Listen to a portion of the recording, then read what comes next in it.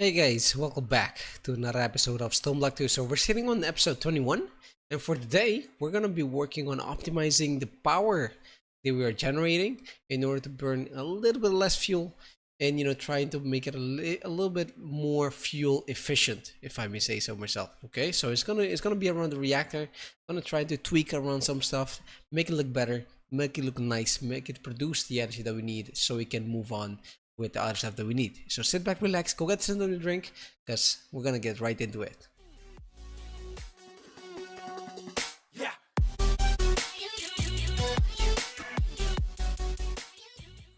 Hey guys, so today we're gonna be focusing on making the reactor, instead of a passive cooled one, an active cooled one. So the term passive cooled or active cooled, you can I think you can check it in the reactor itself. Say, where is it? Yeah, there you go. This reactor is passively cooled and generates energy directly from the heat of its core. So right now it's passive cooled. When it changes up to active cooled, it's gonna give you a gauge, because what where we actually are actively cooling it is by using steam, or actually water.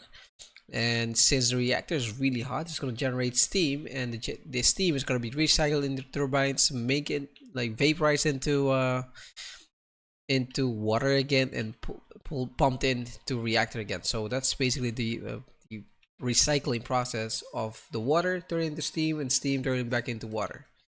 So that's basically what we're gonna focus on. So the turbines, one's gonna be living here, one there, and the last one here. So we're gonna have three huge turbines. They're gonna be like laying down, if you kind of understand me correctly. And for that, we're gonna need a couple of materials. We're gonna need a lot of turbine housing. With a lot, I mean a whole lot. We're gonna need turbine glasses also. We're gonna need to craft a bunch of stuff. So let me just look at my notes. The turbine is gonna be the following size. It's gonna be 5 by 5. So 4 1 2 3 4 5 by 5. So 1 2 3 4 5, right? And like this, right? So 1 2 3 4 5, 1 2 3 4 5. Beautiful. But it's gonna be like laid down, so I'm gonna like dig this down 27 deep, so it's gonna be laid down. Okay, so that's the hole I'm gonna make in every single section, so the turbine can live. Okay, so I'm gonna just make the room for those things, and I'll be right back with you guys. Okay guys, so I dug out the holes. So these are the holes that the turbine is gonna be living in. Yes, I did overuse the inverted white lamps, but don't worry, I'm gonna change those up for glowstone, painted glowstone in the future, so you don't have to worry about that. So I will have that covered in the future. Do we have like feral flare? Yes, we do. I need to make use of this more often, to be honest. Slowly eliminate large area and moving length causes like okay. Yeah, might need to do that, but that's not the point right now. Okay, so turbine. We need to craft like, let's go with 500 in the meantime. Okay, so let's place. Wait, I'm gonna create one turbine, and we're gonna see how it actually looks like. If I'm not mistaken, so this side is gonna be the what you call it, the shaft side, because the turbine is gonna be a really huge blade spinning, right? So this is what I want to do.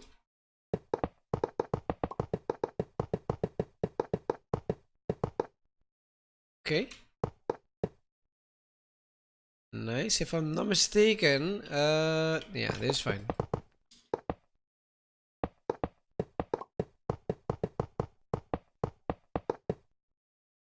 Okay, good.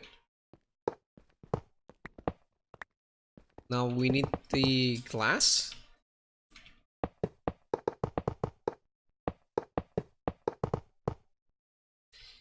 And yeah, it's gonna be a used turbine, to be honest. To be completely honest with you guys.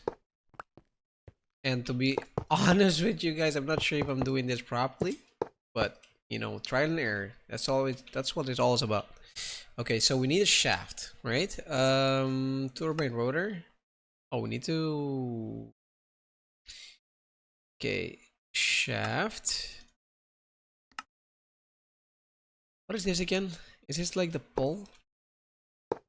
Yes, okay. So this is the shaft. If I'm not mistaken, the rotor. Um,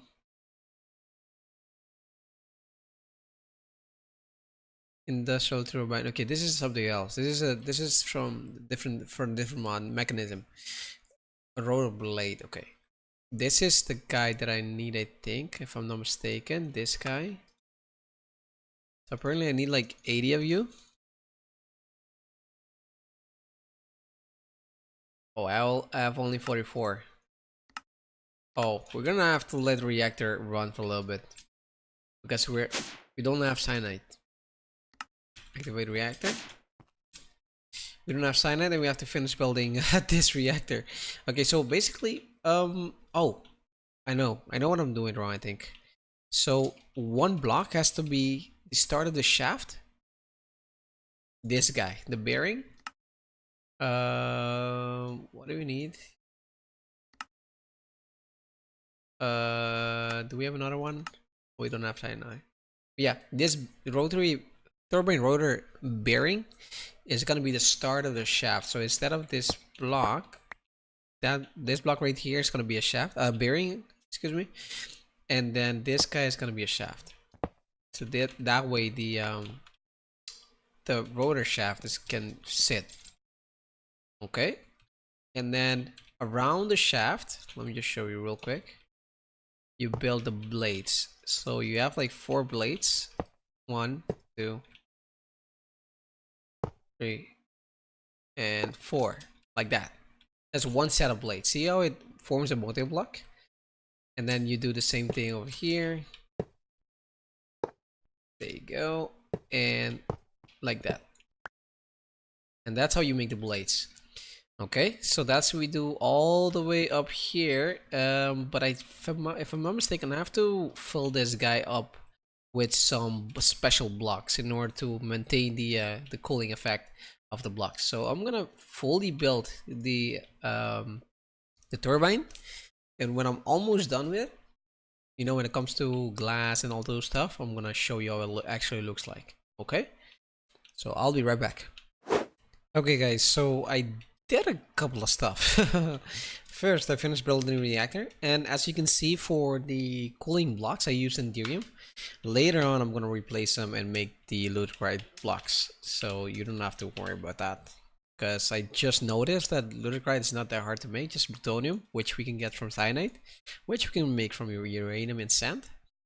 And nether stars we have, block of emerald we have, ender pearl we have. So this should be easy to make. Okay, so I will replace them in the future.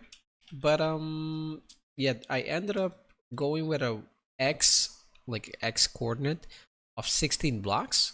So if you count from the start from this to the end of this guy, it's gonna be 16 blocks, and it is a 7x7, by the way, with 2 sets of blades each side and a total of 80 blades. Okay, so I put a sink in order to start filling the reactor with water. As you can see, it has like 50 buckets right now. I can activate the reactor. But before we do that, we have to activate the reactor because it's generating steam. Now, the thing that I forgot to do is redirect the steam into the turbine.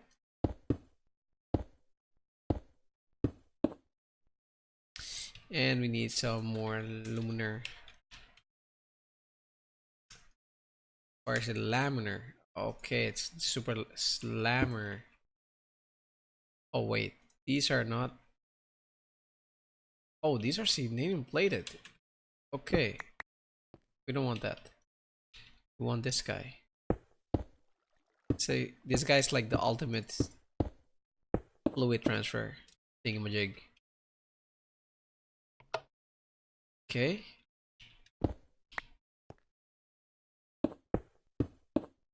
Hopefully I have enough. Yes, I do. I need another servo. Resonance servo. Should have all the materials to do that. And we need to extract from this guy into this guy. And then we have to like activate this guy.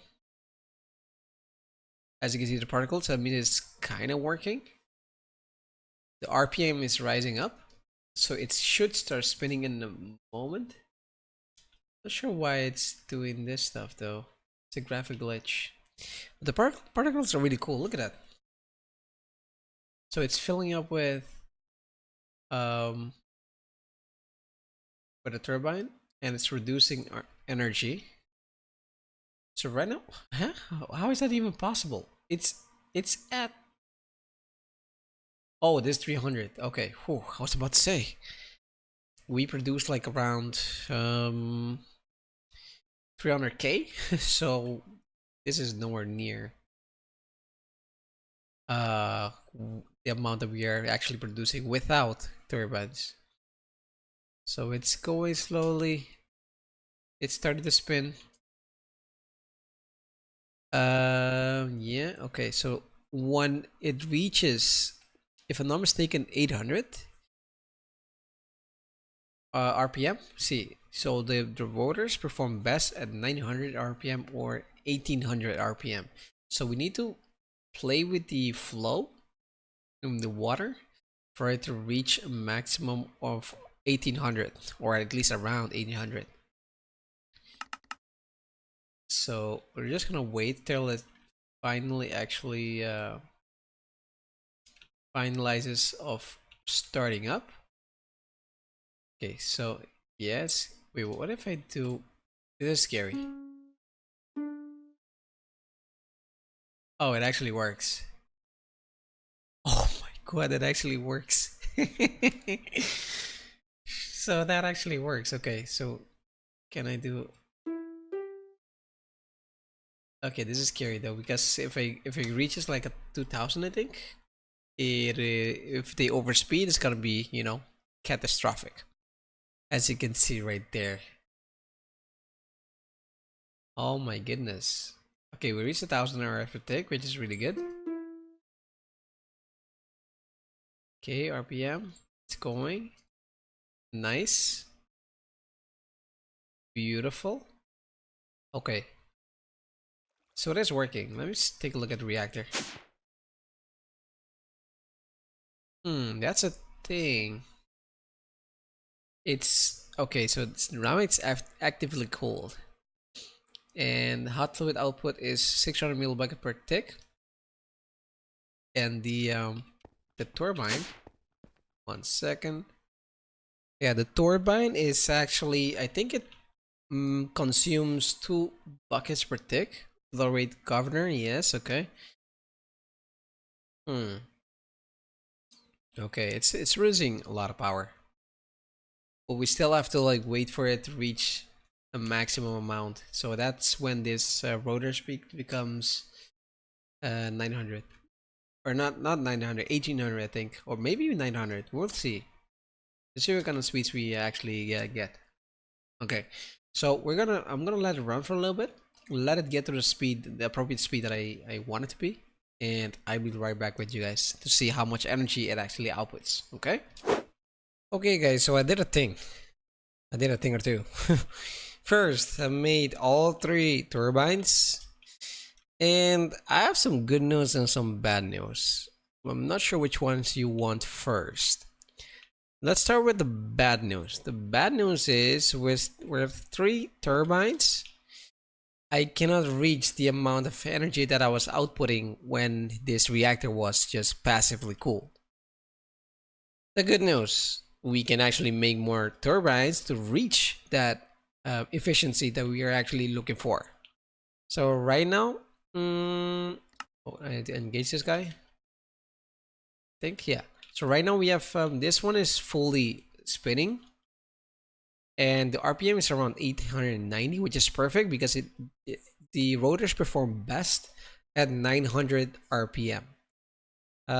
So it's on the perfect spot. The water's good, the steam is good. You know, the rotor efficiency is really good because we have the right amount of blades, and so it's running quite nicely. It's stable. It's right there with a stable energy output of 13,000 RF per tick.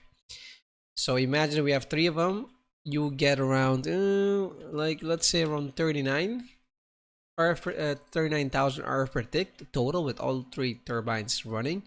So we're gonna need a whole lot of turbines in order to reach the amount that we were actually having when it was passively cooled. So let me show you how I actually set them up. Okay, so first of all, the reactor, in order to make it an active cooled reactor, this is basically my rule of thumb. First, you're gonna need a stable water input through the cooling port. So this cooling port, it can be anywhere in the reactor. You can put it there or above here, anywhere. Okay, so it needs this first. Second of all, it needs a way to output the steam that is actually generating inside the reactor. As you can see, there's steam, and the steam is basically being outputted into the turbines. Okay, so this turbine, it accepts the steam. The turbine generates power with the steam that is being inputted inside the turbine itself, and it later on cools off and becomes water again. So the water, the excess of water, is going to be dumped inside again into the reactor. So you get some recycling process for the water when it comes to reactor. So this is what I did for every single one. So this guy doesn't need the water because we have one there already. This one, same thing. The steam that's being generated from the reactor is being inputted into a turbine and outputting the water from the turbine back into the reactor. Okay. So one thing that I noticed, the more turbines I make, the more hot fluid output it can actually do. And as you can see, the core temperature is getting cooler. Okay, so we are aiming to keep the temperature low, but still producing a huge amount of RF per tick. That's basically my goal. Okay, so what I should be aiming for is I should make more turbines. I think this is the 7x7. I'm gonna put in one next here, I think, and one next here, here, and one here, I think, right next to it. So this room is gonna be, instead of a sphere, it's gonna convert being a cube. So we're gonna make some room, make the cube big and stuff like that. So make just some space for the turbines to be living in. Okay. But yeah, in the meantime, I've been experimenting with water input and outputs. If you guys know, let me know in the comments where or how I can output more than a bucket per tick. So right now it says 1,000 per tick, the fluid extraction pipe. I'm using the pipe of cyclic, but if you guys have another way of extracting fluids faster than 1 bucket per tick, let me know in the comments. Because right now, I did use the super laminar, and this guy, it's not doing. It says limitless, but it's not doing the thing. It's not putting the work that I need because I'm using one sink to inputting 1 bucket per tick, and it's not I don't know, that's a maximum that I could reach. I used translators, I used superlaminar fluid ducts, I use transfer nodes from extra utilities. So let me know in the comments if there is a way, or if I'm doing something wrong in order to output or insert more water into the reactor and outputting and inserting water and steam into the turbines. So let me know in the comments and let me know what you think about that. Okay, so moving on. Let's start moving on into making our reactors, or not reactors, but the turbines, and I'll be right back with you guys. Okay, guys, so we finished creating all the turbines. As you can see, the room has gotten a team for turbines, should I say. It looks pretty neat. It looks pretty cool from the outside. And I want to show you a couple of stuff. First, I made, there's a total of 9 turbines that we actually made. Every single turbine has an RPM of 890 RPM, so it's around basically the most effective amount that needs to be. We are generating a total amount of 13k RF per tick for each turbine, so in total 9 of them equals 124k RF per tick. So that's basically the amount I'm gonna hold on to right now, seeing that, you know, if you want more, obviously we can get more. I mean, the reactor is huge, so we can get more turbines running, but I think I'm not gonna exhaust the whole turbine mechanics, because, you know, it's just tedious work. Let me just put it like that. You know, if I have to create a whole set of these turbines again to reach at least 200 something k RF per tick. So basically back to the spot that we were, but it's gonna take a lot of time, to be honest with you guys. So let's see where we left off. Actually, before I do that, let me just clean up my inventory because we did a bunch. Oh, before we do that, let me show you what I actually did when it comes to connecting all the energy stuff into the energy core. So every single turbine has a redstone flux power tap, and I used draconic energy input output crystals, so IO crystals, connect them to each other. See, this IO crystals has three turbines connected to him, and it's be feeding the energy core, the RF that's producing. So every single one is connected to this pylon, and it's transferring energy inside the draconic energy core. So that's basically how I did that. So in order to make the connection, use a crystal binder, just connect them, tap tap, and with a bare hand you right click them to change the mode. You can see right downside there, IO mode is input. You can change it to output in order to export energy or input energy into the energy core. So that's basically how I did it. So it turned out pretty neat. Now, yeah, let's move on to the next stuff. Let's see what we were trying to get to. Because Draconic Evolution, we had a stop basically. Because we have to fight a dragon, and we have to fight the Chaos Chicken. So one is the mighty Ender Chicken, and the other one is Chaos Chicken. And this guy also requires the Chaos Shard, so it's gonna be dropped from the Chaos Chicken. So not much we can do about Draconic Evolution at this point.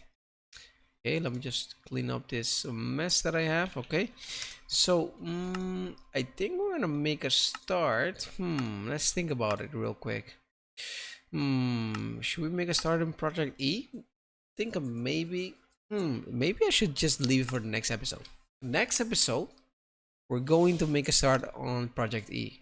I'm gonna start making the Philosopher's Stone. I'm gonna get some things ready so we can. It's basically the shenanigans age. Let me just call it that, because right now we are producing a stupid amount of power.